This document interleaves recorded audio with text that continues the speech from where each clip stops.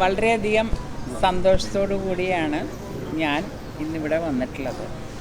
കാരണം ഞാനെടുത്ത തീരുമാനം തെറ്റിയില്ല എന്നെനിക്കിപ്പോൾ തോന്നുന്നു.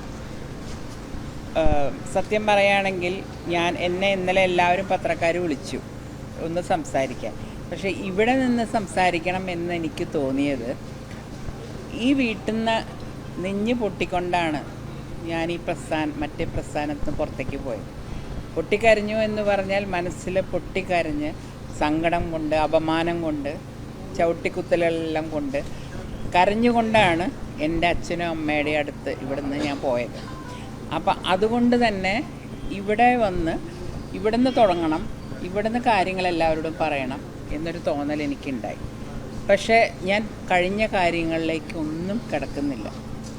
ഞാൻ കെ മുരളീധരൻ എന്ന് പറയുന്ന എൻ്റെ സഹോദരനോട് ഞാൻ മുന്നറിയിപ്പ് കൊടുത്ത, കാരണം ഞാൻ ഈ പ്രസ്ഥാനത്തിന് പോകുന്നതിന് 2 ദിവസം വരെ ചേട്ടൻ പറഞ്ഞ മാതിരി സംസാരിക്കാറുണ്ട്, രാഷ്ട്രീയം സംസാരിക്കാറില്ല. കാരണം വേറൊന്നുമല്ല, ചില ആളുകൾ പറഞ്ഞാൽ എൻ്റെ മനസ്സിലൊരു എവിടെയോ ഒരു പിൻവലി. പക്ഷേ ഇത് ഞാൻ ഉറച്ച തീരുമാനമായിരുന്നു. ആര് പറഞ്ഞാലും ഞാനിനി എൻ്റെ വഴിക്കാണ് എന്നൊരു തോന്നൽ. കാരണം ഞാൻ എൻ്റെ സങ്കടങ്ങൾ എൻ്റെ പഴയ പ്രസ്ഥാനത്തിലെ നേതാക്കളോട് പറഞ്ഞ് 1-2 പേരുടെ മുമ്പിലിരുന്ന്, ആരാ പേര് എന്നൊന്നും ഞാനിപ്പോൾ ഇവിടെ പറയില്ല, ആരെങ്കിലും നിഷേധിച്ചാൽ ഞാൻ പേര് പറയും, മുമ്പിലിരുന്ന് എൻ്റെ സങ്കടങ്ങൾ പറഞ്ഞ് ഞാൻ പൊട്ടിക്കരഞ്ഞിട്ടുണ്ട്. പലരും എന്താ പറഞ്ഞേ, ഞാനൊന്നും പറഞ്ഞിട്ടില്ല, ഞാൻ പൊട്ടിക്കരഞ്ഞിട്ടുണ്ട് എൻ്റെ ബുദ്ധിമുട്ടുകൾ. ഇതൊന്നും ആരും ചെവി കേട്ടില്ല. പിന്നെ എനിക്ക് തോന്നി ഞാനിവിടെ നിൽക്കുന്നതിലൊരു കാര്യമില്ല.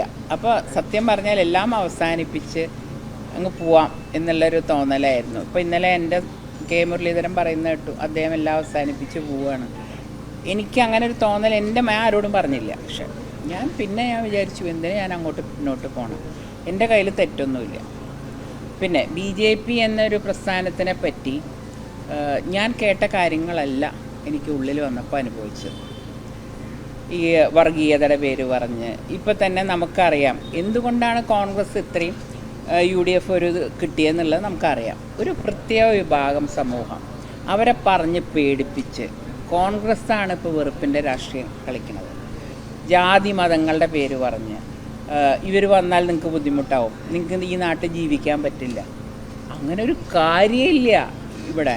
അവരെല്ലാവരും ഒരുപോലെ സ്നേഹിക്കുന്നതാണ്. ഇത് പറഞ്ഞ് ഉണ്ടാക്കി ശരിക്ക് പറയുകയാണെങ്കിൽ ഇപ്പം ജാതി കളിക്കണതും വെറുപ്പിൻ്റെ രാഷ്ട്രീയം കളിക്കണതും കോൺഗ്രസ്സാണ്. അതുകൊണ്ട് തന്നെയാണ് പലരും പേടിച്ചിട്ട്, അവരൊക്കെ അല്ലാണ്ട് പ്രത്യേകിച്ച് എന്താ പറയുക, BJPയോട് ദേഷ്യമോ അങ്ങനെയൊന്നുമില്ല. പക്ഷേ ഇവരെ പറഞ്ഞ് നിങ്ങൾക്ക് ഇവിടെ നിൽക്കാൻ പറ്റില്ല, നിങ്ങൾക്ക് പാകിസ്ഥാനിൽ എന്ത് പറയണോ. 1-2 കോൺഗ്രസ്സുകാർ സംസാരിക്കുമ്പോൾ പറയാം, ഞങ്ങളൊക്കെ രാജിവെച്ച് BJP പോവാം, നിങ്ങൾ പാകിസ്ഥാനിലേക്ക് പോക്കോന്ന്. ഏത് പറഞ്ഞു കൊടുക്കുന്നത് കോൺഗ്രസ്സുകാരാണ്. അപ്പം ഇങ്ങനെ പറഞ്ഞ് പേടിപ്പിച്ചൊരു സമൂഹത്തിനെ തന്നെ പേടിപ്പിച്ചിരിക്കുകയാണ്. അതിന്ന് പുറത്ത് കിടക്കാൻ അവർ ചെയ്യണം, അവരാണത് ആലോചിക്കേണ്ടത്. അങ്ങനെയാണോ ഇത്രയും കാലം എന്താ പറയുക, ഇവിടെ വാജ്പേയിയൊക്കെ ഭരിച്ചിരുന്നില്ലേ, ഏതെങ്കിലും ഒരു അന്യജാതിക്കാർക്ക് ഇവിടുന്ന് പോണ്ടി വന്നിട്ടുണ്ടോ? അതൊക്കെ കഴിഞ്ഞ് കാലങ്ങൾ എത്രയാണ്. അപ്പോൾ ഇത് പറഞ്ഞാൽ മാത്രമേ ഇനി രക്ഷയുള്ളൂ എന്ന് പറഞ്ഞുകൊണ്ട് തമ്മിലടുപ്പിക്കുന്നത് ഇപ്പോൾ കോൺഗ്രസ്സാണ്. പിന്നെ കോൺഗ്രസ്സിന് ദേശീയ തലത്തിൽ ശരിയാണ് 230 സീറ്റ് കിട്ടിയെന്ന് പറയുന്നുണ്ട്. അതിലൊരു 10-30 സീറ്റ് മമതയുടെയാണെന്നാണ് എൻ്റെ അറിവ്. അതിൽ മമതാ ബാനർജി ആണെങ്കിൽ ഇന്ത്യ മുന്നണിയുടെ ഭാഗമല്ല. അവർ ഇന്ത്യ മുന്നണിയുടെ വോട്ട് കിട്ടാൻ വേണ്ടി ജയിച്ചവരാണ്. അവർ ഇന്ത്യ മുന്നണിയിലേക്ക് വരണമെങ്കിൽ ഇന്ത്യ മുന്നണി അധികാരത്തിൽ വരണം എന്നുള്ളൊരു തോന്നലുണ്ടെങ്കിൽ മാത്രമേ ശ്രീമതി മമതാ ബാനർജി വരികയുള്ളൂ. പിന്നെ എങ്ങനെ ഈ 200 പേരെയും വെച്ചിട്ട് എന്ത് മന്ത്രിസഭ ഉണ്ടാക്കും എന്നാണ് പറയണത്. ഞാൻ പറയണത് എൻ്റെ മാധ്യമ സുഹൃത്തുക്കളോട് പറയേണ്ടത്, നിങ്ങളെല്ലാവരും നന്നായി ജേർണലിസം പഠിച്ച് വിവരത്തോടുകൂടി വരുന്ന, അവർ എഴുതുമ്പോൾ പോലും അതിൽ ഈ വെറുപ്പിൻ്റെ രാഷ്ട്രീയം വരുന്നുണ്ടോ എന്ന് എനിക്ക് സംശയമുണ്ട്. അതുകൊണ്ട് ദയവ് ചെയ്ത് ആലോചിച്ച് അങ്ങനെ ഒരു, ഇപ്പോൾ തൃശ്ശൂരത്തെ ജനങ്ങൾ ഏറ്റവും അധികം രാഷ്ട്രീയത്തിൽ, എൻ്റെ പിതാവ് പണ്ട് പറയാറുണ്ട്, തൃശ്ശൂർ രാഷ്ട്രീയം പഠിച്ചോ ലോകത്ത് എവിടെ പോയിട്ടും രാഷ്ട്രീയം കളിക്കാന്ന്. ഇവിടുത്തെ ജനങ്ങൾ ബുദ്ധിയില്ലാത്തവരൊന്നുമല്ല, നല്ല ബുദ്ധിയുള്ളവരാണ്. അപ്പം അങ്ങനെ ഒരു സ്ഥലത്ത് സുരേഷ് ഗോപിയെ പോലെ ഒരു മനുഷ്യസ്നേഹി, അദ്ദേഹത്തിന് രാഷ്ട്രീയത്തിനപ്പുറം ബന്ധങ്ങളുണ്ട് അപ്പോൾ അദ്ദേഹത്തിന് കമ്മ്യൂണിറ്റി ഒന്നും പ്രശ്നമായില്ലല്ലോ. അദ്ദേഹം എനിക്കൊന്ന് 7-6 സീറ്റിലും ലീഡാണ്. അപ്പോൾ പിന്നെ ഒന്നെടുത്ത് നോക്കിയാൽ അവിടെ രാജീവ് ചന്ദ്രശേഖരൻ തൊട്ട് 1,00,000 അടുത്ത് ഭൂരിപക്ഷം ഉണ്ടായിരുന്ന തരൂരിനെ ഒരു മാസം കൊണ്ടാണ് മലത്തിയടിച്ച് 16,000 വോട്ടിലേക്ക് എത്തിച്ചത്.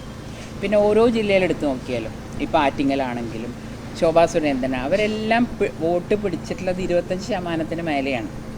അപ്പോൾ ഈ കോൺഗ്രസ്സുകാരുടെ ഈ ജാതി പറഞ്ഞിട്ടുള്ള ജാതി ഏറ്റവും പറയുന്നത് കോൺഗ്രസ് തന്നെയാണ്. അത് ആ പ്രസ്ഥാനത്തിൽ നിന്നൊരാളായതുകൊണ്ട് കൂടെ കടന്നവനെ ഒരു അപ്പനി അറിയും. അപ്പോൾ അതുകൊണ്ടാണ് ഞാൻ പറയുന്നത്, ഇവരാണ് ശരിക്കും പറയുകയാണെങ്കിൽ അത് മാറ്റിയില്ലെങ്കിൽ ഇത് കുറച്ച് നാളത്തേക്ക് ഓടും, അധികം നാളത്തേക്ക് ഓടില്ല എന്ന് മനസ്സിലായത് ഇവിടെ ശ്രീ സുരേഷ് ഗോപി ഇത്രയധികം ഭൂരിപക്ഷത്തിന് ജയിച്ച് കയറിയപ്പോഴാണ്. ഇതൊന്നും ഇവർ നല്ല മനുഷ്യന്മാർ, നല്ല ഉദ്ദേശത്തോടുകൂടി വരുന്നവരാരെയും കേരളത്തിലെ ജനങ്ങൾ സ്വീകരിക്കും.